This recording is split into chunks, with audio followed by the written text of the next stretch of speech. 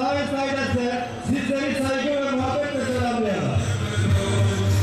Bu seçim Büyükşehir Belediye Başkan Adayımız Sayın Emin Özaslan ve Bilecik Belediye Başkan Adayımız Sayın Murat Çimen'de sizleri sevgi ve muhabbetle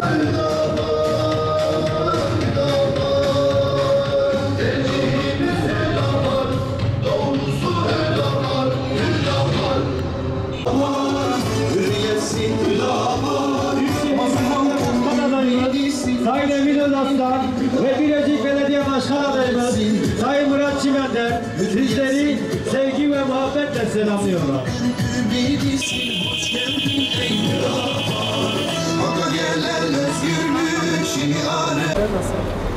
İyi ya. Şu anlar iyi.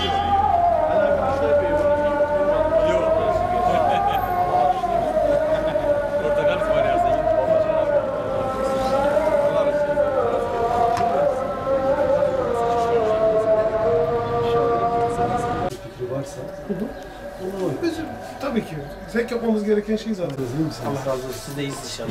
Merhabalar. Hoş geldiniz abi. Hoş bulduk. Abi, Sen gidip oradan alalım. İnşallah. Yeni bir güncellemeyle en iyi adayı bulalım, en iyi projeleri, en iyi belediye başkanı seçelim ki memleket tanısın. Sağ olsun. Hakkınızı helal olsun. Teşekkür ederim. Eyvallah. Var mısınız? Sağ ol, teşekkür ederim. Kolay gelsin.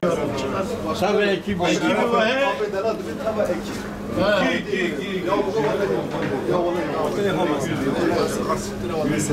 هذا بتر الراسنجة هذا يشهد هذا ماشي ليش ما راسي بيه استارم كيرش كيرش مثلا حياة هنا شو نسأل صندوق مش بو خاطر الميلاد شو بو خاطر فريقاس يشتري فريقاس مرة ولا بس يجيب شو نسأل صندوق بو خاطر الزواري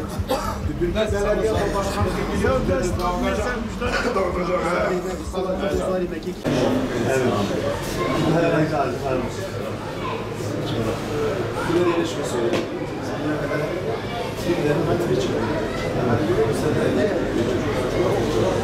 için geldik. İnşallah hep beraber memleketin geleceği için çalışıyoruz. Var mısınız? Kolay gelsin.